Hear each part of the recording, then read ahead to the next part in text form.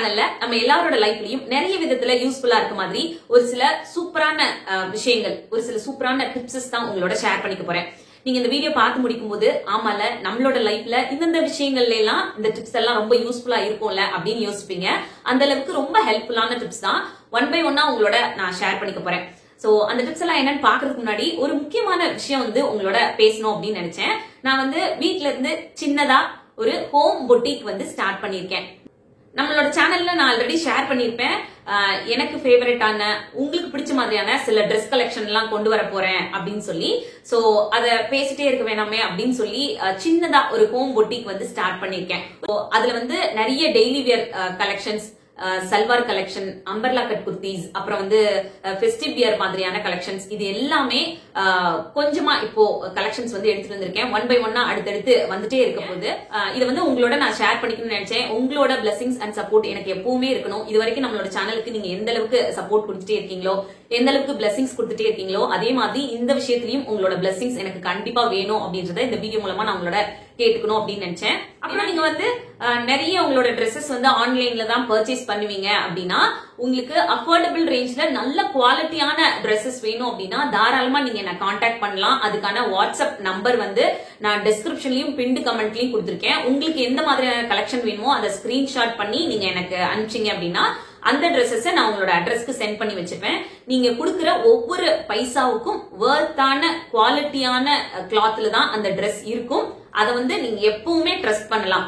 பிரியா கிட்ட நீங்க ஒரு விஷயம் வாங்குறீங்க அப்படின்னா அது ரொம்ப குவாலிட்டியான விஷயமா தான் இருக்கும். அதுல குவாலிட்டியில எப்பவுமே நான் காம்ப்ரமைஸ் பண்ணிக்க மாட்டேன். நம்ம சேனல்ல நான் கொடுக்கக்கூடிய வீடியோஸ் கூட அவ்வளோ குவாலிட்டியா இருக்கணும், கண்டென்ட் குவாலிட்டியா இருக்கணும் அப்படின்னு தான் பார்த்து தான் உங்களோட ஷேர் பண்ணிக்குவேன்.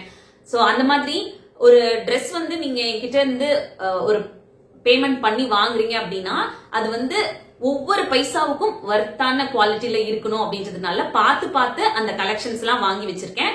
சோ ஆன்லைன்ல பர்ச்சேஸ் பண்ணணும்னு நினைக்கிறவங்க நீங்க என்ன தாராளமா கான்டாக்ட் பண்ணலாம். இதுல இன்னொரு ஹாப்பியான விஷயம் என்னன்னா, நம்மளோட சேனல் சப்ஸ்கிரைபர் ஒருத்தவங்க கொல்கத்தால இருந்து எனக்கு ஃபர்ஸ்ட் ஆர்டர் ஆன்லைன்ல பண்ணாங்க. ரொம்ப ஹாப்பியா இருந்துச்சு. ஏன்னா இப்போ ஃப்ரெண்ட் சர்க்கிள்ல, தெரிஞ்ச சர்க்கிள்ல எல்லாம் வாங்க ஸ்டார்ட் பண்ணிருக்காங்க. அது என்ன நேர்ல பார்த்து அவங்க தெரிஞ்சதுனால வாங்க ஸ்டார்ட் பண்ணிருக்காங்க. குவாலிட்டி பிடிச்சிருக்கு அப்படின்னு சொல்றாங்க. எனக்கு அது ரொம்ப சந்தோஷம்.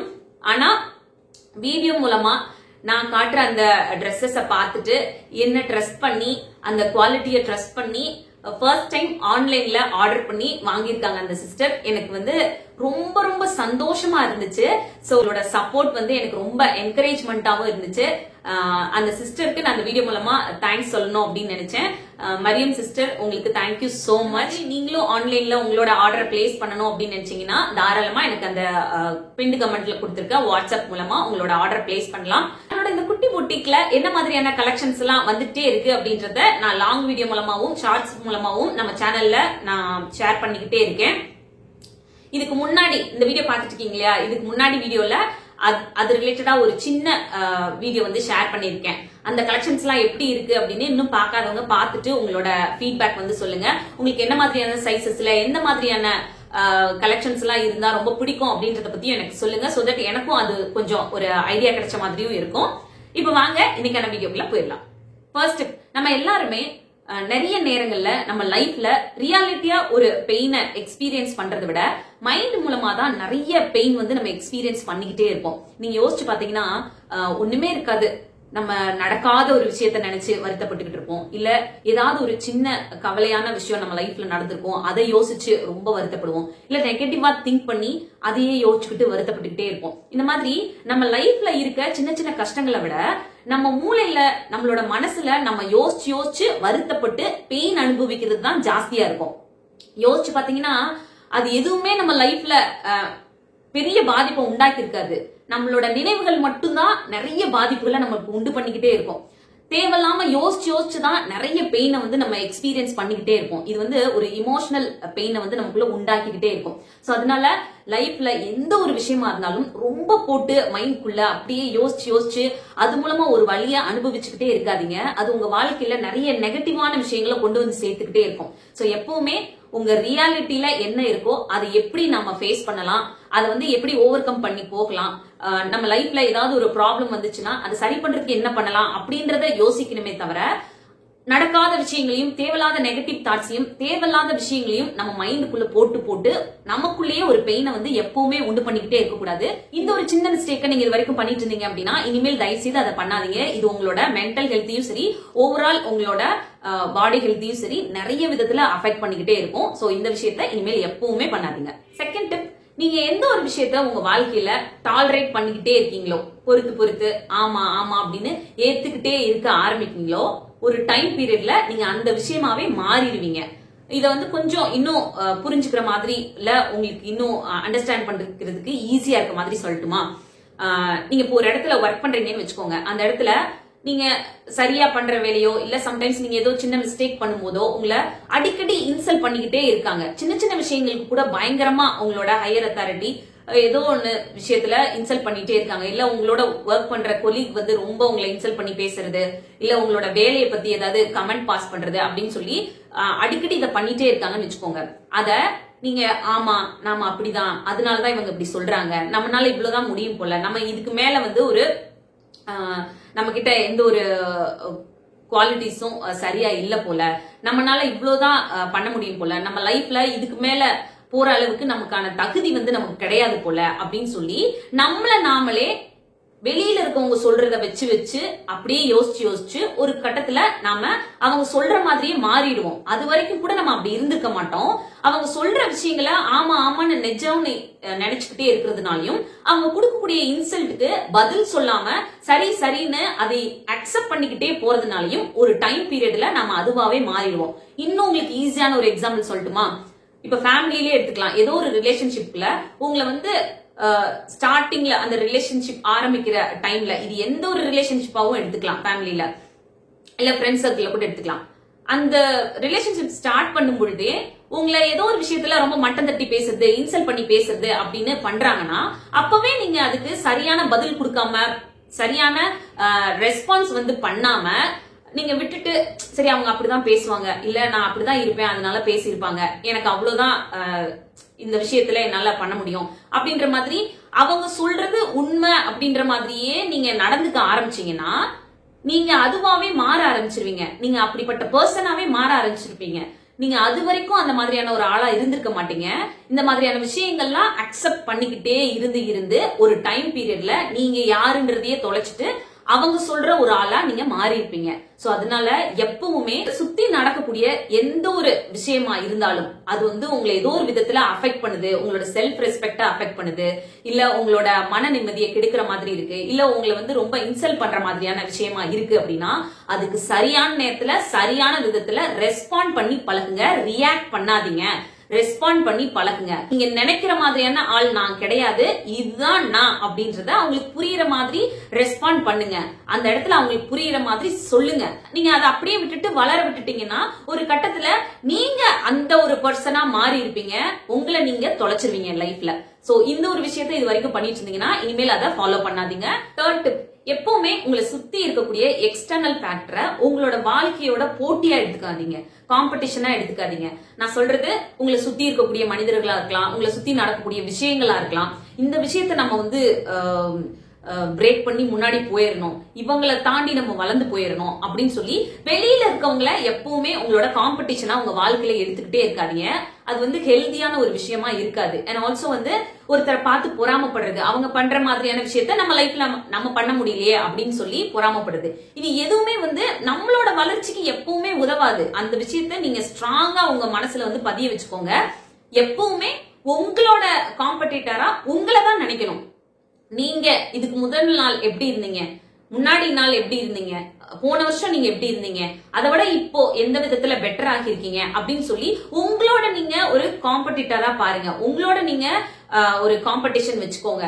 உங்களை நினைச்சு நீங்க வந்து எந்த விதத்துல எல்லாம் இம்ப்ரூவ் பண்ணலாம் அப்படின்னு யோசிங்க. அதை விட்டுட்டு வெளியில இருக்கவங்கள உங்களோட போட்டியாவோ இல்ல அவங்கள பார்த்து பொறாமப்படுற விஷயத்தையோ பண்ணீங்கன்னா கண்டிப்பா அது உங்களோட லைஃப்ல நிறைய விதத்துல ஸ்ட்ரெஸ் தான் கொடுக்கும்.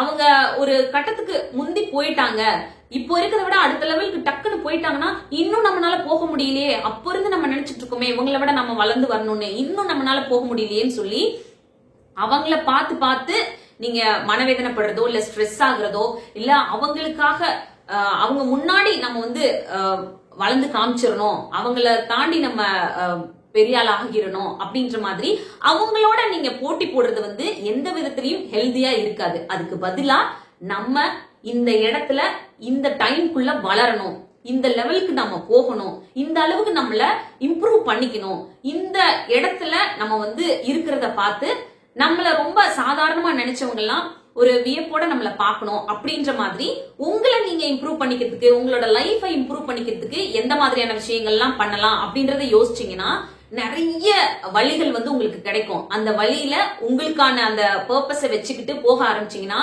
கண்டிப்பா நீங்க எதை நோக்கி போறீங்களோ அதை சீக்கிரம் அடைவீங்க. அதை விட்டுட்டு வெளியில இருக்க ஒருத்தர காம்படிஷனாவோ இல்ல வெளியில இருக்கவங்களை பார்த்து உங்களோட கம்பேர் பண்ணிக்கிட்டு பொறாமப்பட ஆரம்பிச்சீங்க அப்படின்னா அது ரொம்ப அன்ஹெல்தியான விஷயமா இருக்கும். அது உங்களை இன்னுமே வந்து டவுன் பண்ணதான் செய்யும், இன்னும் ஒரு ஸ்ட்ரெஸ்ஸான சிச்சுவேஷனுக்குள்ளதான் கொண்டு போகும். அது ஹெல்தியான விஷயமா இருக்காது. சோ இந்த ஒரு மிஸ்டேக்கை இது வரைக்கும் பண்ணிட்டு இருந்தீங்கன்னா இனிமேல் அதை அவாய்ட் பண்ணிக்கோங்க. நம்மள நிறைய பேர் பண்ணக்கூடிய மிஸ்டேக் இது. அதாவது நம்ம வாழ்க்கையில இந்த விஷயத்துல ஃபெயிலியர் ஆயிட்டோமே, இந்த விஷயத்துல தோல்வி அடைஞ்சிட்டோமே அப்படின்னு நினைச்சு ஒரு டைம்ல வருத்தப்படுறதை விட இந்த டைம்ல நம்ம நினைச்ச விஷயத்த நம்ம பண்ணாம விட்டுட்டோமே, மிஸ் பண்ணிட்டோமே அப்படின்னு நினைச்சு வருத்தப்படக்கூடிய ஆட்கள் தான் இங்க நிறைய பேர். இந்த மிஸ்டேக் யாரெல்லாம் பண்ணிருக்கீங்க அப்படின்றத எனக்கு மறக்காம கமெண்ட் பாக்ஸ்ல சொல்லுங்க. இல்ல இப்போ பண்ணிட்டு இருந்தீங்க அப்படின்னா தயவு செய்து அதெல்லாம் அவாய்ட் பண்ணிக்கோங்க. ஃபார் எக்ஸாம்பிள் சொல்றேன், ஒரு யங்கான ஏஜ்ல இருக்கும்பொழுதே இந்த விஷயத்துல நீங்க ஒரு சின்ன இன்வெஸ்ட்மெண்ட் பண்ணணும் அப்படின்னு நினைச்சிருப்பீங்க. அப்ப அதை கொஞ்சம் சாதாரணமா விட்டுட்டு அப்புறம் பாத்துக்கலாம் நினைச்சு அதை அவாய்ட் பண்ணிருப்பீங்க. அது ஒரு டைம் பீரியடுக்கு அப்புறம் நீங்க கொஞ்சம் ஏஜ் ஆக ஆரம்பிச்சதுக்கு அப்புறம் பினான்சியலி நீங்க ரொம்ப ஸ்ட்ரகிள் ஆகும்போது அடடா நம்ம அப்பவே கொஞ்சம் கொஞ்சமா அதுல இன்வெஸ்ட் பண்ணி வச்சிருந்தோம் அப்படின்னா இப்ப இந்த பணத்துக்காக நம்ம இவ்வளவு கஷ்டப்பட வேண்டியது இல்லையே அப்படின்னு நினைப்போம். இன்னும் ஒரு சில பேர் ஒரு சில ஆப்பர்ச்சுனிட்டிஸ் வந்திருக்கும் அவங்களோட வேலைகள்ல இல்ல அவங்களோட பர்சனல் லைஃப்ல நிறைய விதத்துல உதவுற மாதிரியான ஆப்பர்ச்சுனிட்டிஸ் வந்து வந்திருக்கும். அவங்களோட கரியரை அடுத்த லெவலுக்கு எடுத்துட்டு போறதுக்கோ இல்ல அவங்களோட பர்சனல் லைஃப்ல ஒரு நல்ல ரிலேஷன்ஷிப்பை பில்ட் பண்ணிக்கிறதுக்கான ஒரு ஆப்பர்ச்சுனிட்டிஸோ இந்த மாதிரி ஏதோ ஒரு வாய்ப்புகள் வாழ்க்கையில வந்திருக்கும். அந்த வாய்ப்புகளை அப்போ நாம ஏதோ ஒரு காரணத்தினால தட்டி கழிச்சிருப்போம். அது வந்து ரொம்ப பெருசா இம்பார்ட்டன்ஸ் கொடுக்காம விட்டுருப்போம்.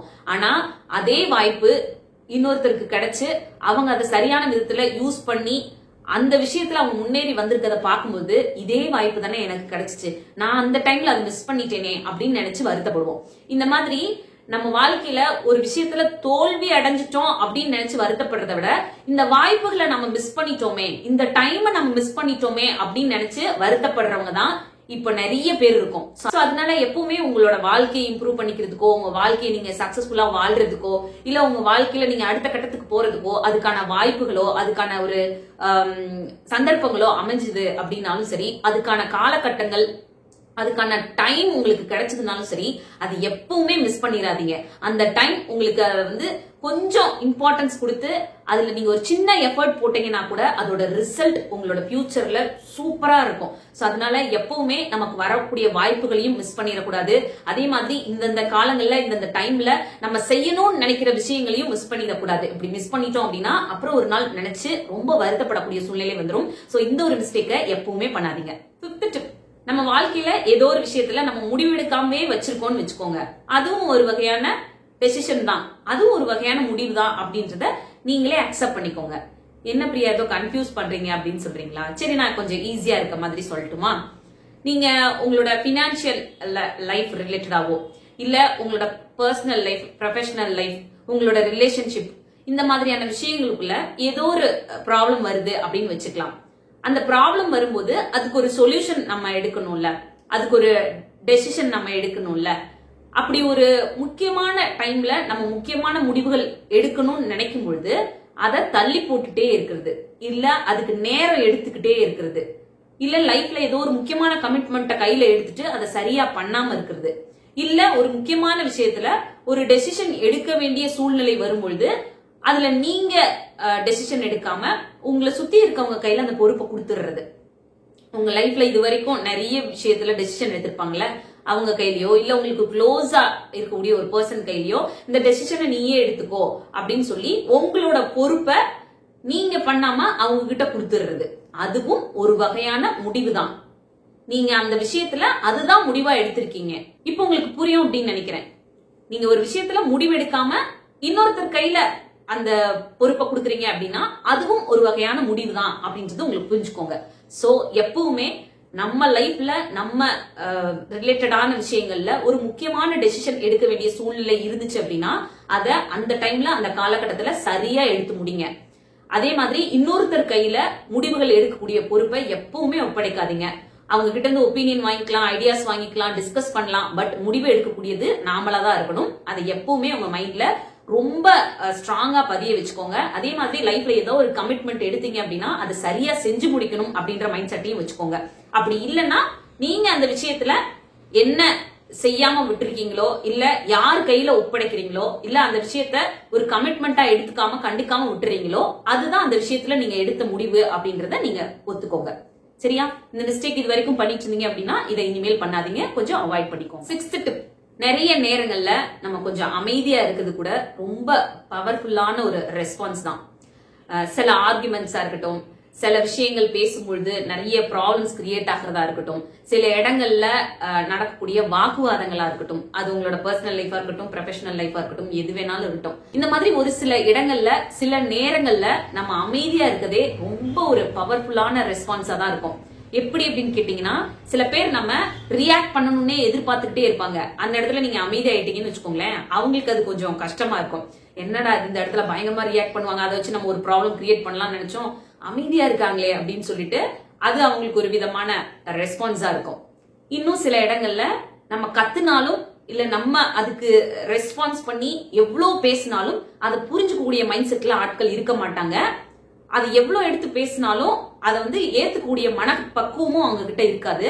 அந்த மாதிரி இடத்துல நம்ம அமைதியா இருக்குது, நம்மளோட எனர்ஜியை நம்ம சேவ் பண்ணிக்கலாம். தேவையில்லாம ஆர்கியூ பண்றது, கத்துறது, டென்ஷன் ஆகுறது, இல்ல அவங்களுக்கு புரிய வைக்கணும்னு நிறைய எக்ஸ்பிளைன் பண்ணி நம்ம மனசளவுலயும் சரி உடம்பளவுலயும் சரி தெம்பில்லாத ஒரு பர்சனா மாறிடுவோம். நம்ம எனர்ஜி பூரா அதுலயே போயிடும். சோ அந்த மாதிரியான இடங்கள்ல நம்ம அமைதியா இருக்குது நம்மளோட ஹெல்த்துக்கும் சரி நம்மளோட மைண்டுக்கும் சரி ரொம்ப ரொம்ப நல்லது. இன்னும் ஒரு சில இடங்கள்ல நம்மளோட செல்ஃப் ரெஸ்பெக்ட காப்பாத்திக்கணும் அப்படின்னு நினைச்சோம்னா அந்த இடத்துல அமைதியா இருக்குது ரொம்ப ரொம்ப நல்லது.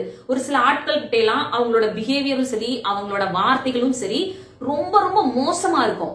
அந்த மாதிரியான வார்த்தைகளை கேட்கும் பொழுதோ அந்த மாதிரியான பிஹேவியரை நம்ம பார்க்கும் பொழுதோ ஏதோ ஒரு விதத்துல நம்மளோட சுயமரியாதை பாதிக்கிற மாதிரி இருக்கும். அவங்க பேசக்கூடிய வார்த்தைகளை கேட்கும் பொழுது நமக்கு நம்மளோட மரியாதையை போன மாதிரியான ஒரு ஃபீல் எல்லாம் கொடுக்க ஆரம்பிச்சிடும். அந்த மாதிரி பேசக்கூடிய ஆட்கள், மரியாதை இல்லாம ஒரு வார்த்தைகள் பேசுறது, மரியாதை இல்லாம நடந்துக்கக்கூடிய ஆட்கள் கிட்ட நம்ம கொஞ்சம் அமைதியா போயிடுறது எப்பவுமே ரொம்ப ரொம்ப நல்லது. அது நம்மளோட செல்ஃப் ரெஸ்பெக்டுக்கும் நல்லது, நம்மளோட வாழ்க்கைக்கும் நிறைய விதத்துல நல்லது. முடிஞ்சா அந்த மாதிரியான பர்சன்லாம் நம்ம லைஃப் விட்டு அவாய்ட் பண்ணி வச்சிருது வாழ்க்கைக்கு ரொம்ப ரொம்ப நல்லது. இந்த ஒரு விஷயத்த நீங்க பண்ணாம அவங்களோட நீங்க திரும்ப திரும்ப பேசுனீங்க, திரும்ப திரும்ப சண்டை போறீங்க, ஆர்கியூ பண்றீங்க அப்படின்னா அவங்களோட லெவலுக்கு உங்களையும் இழுத்துட்டு போயிடுவாங்க. சோ மிஸ்டேக் இது வரைக்கும் நீங்க பண்ணிட்டு இருந்தீங்கன்னா இனிமேல் எப்பவுமே பண்ணாதீங்க. இது நம்மளோட லைஃப்க்கு நிறைய விதத்துல யூஸ்ஃபுல்லா இருக்கும். முக்கியமா நம்மளோட செல்ஃப் ரெஸ்பெக்ட் நம்ம காப்பாத்திக்கிறதுக்கு இந்த மாதிரியான இடங்கள்ல நம்ம அமைதியா ஒரு ரெஸ்பான்ஸ் கொடுத்துட்டு போயிடுறது தான் ரொம்ப ரொம்ப நல்லது. சோ அவ்வளவுதான், இந்த வீடியோ இதோட முடியுது. இன்னொரு யூஸ்ஃபுல்லான வீடியோட நான் மீட் பண்றேன். இந்த வீடியோ பிடிச்சிருந்தா மறக்காம லைக் பண்ணுங்க. இன்னும் நம்ம சேனலை சப்ஸ்கிரைப் பண்ணலாம், ப்ளீஸ் சப்ஸ்கிரைப் பண்ணிக்கோங்க. தேங்க்யூ.